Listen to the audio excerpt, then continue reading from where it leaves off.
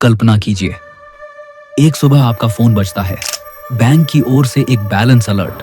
पर यह कोई साधारण राशि नहीं, यह है एक ऐसी राशि जो आपकी समझ से परे, कल्पना से परे, एक अनडिसिलियन। एक सुबह नोएडा के एक 20 साल के नौजवान ने अपना मोबाइल उठाया। उसकी मां 2 महीने पहले ही दुनिया छोड़ चुकी थी। वो कॉलेज से लौटते ही मां के नाम पर बने कोटक महिंद्रा बैंक अकाउंट की जानकारी देखने लगा।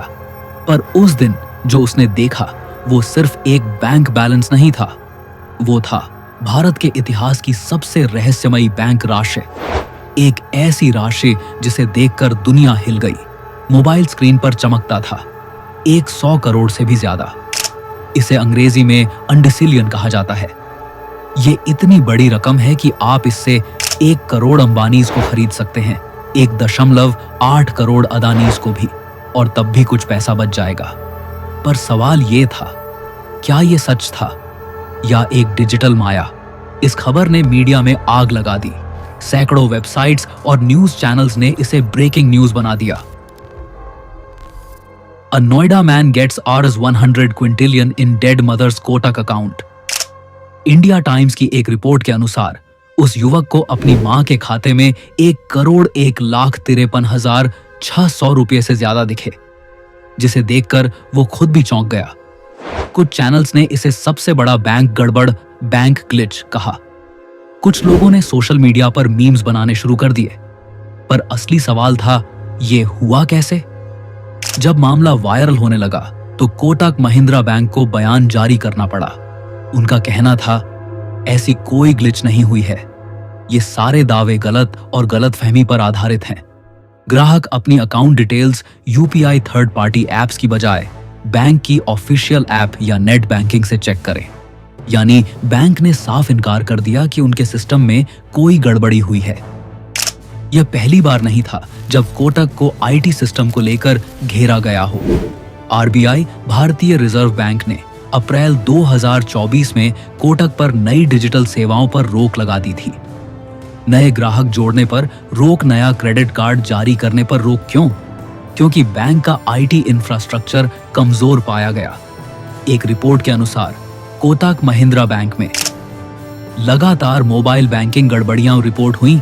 इंटरनेट बैंकिंग स्लो डाउन, ग्राहक शिकायतों में तेजी से बढ़ोतरी। मनी कंट्रोल और इकोनॉमिक टाइम्स ने इस पर विस्तृत रिपोर्ट्स छापी थी।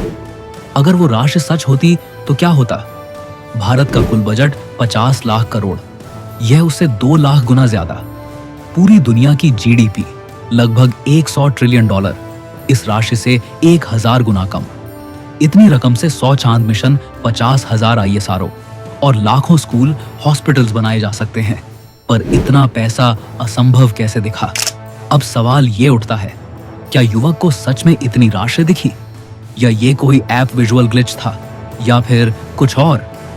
कोटक ने एक बयान में ये भी कहा, कई बार थर्ड पार्टी यूपीआई एप्स में कैशे डेटा या एल्गोरिदम गड़बड़ी से बैलेंस गलत दिख सकता है।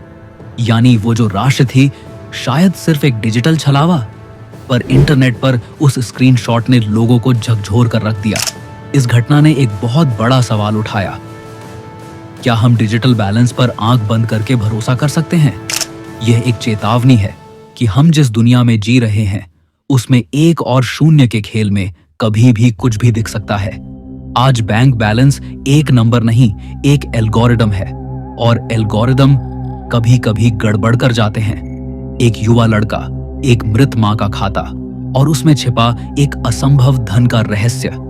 सवाल सिर्फ इतना नहीं कि वो पैसा था या नहीं, सवाल ये है कि हम जो देख रहे हैं क्या वो सच है या सिर्फ एक डिजिटल भ्रम।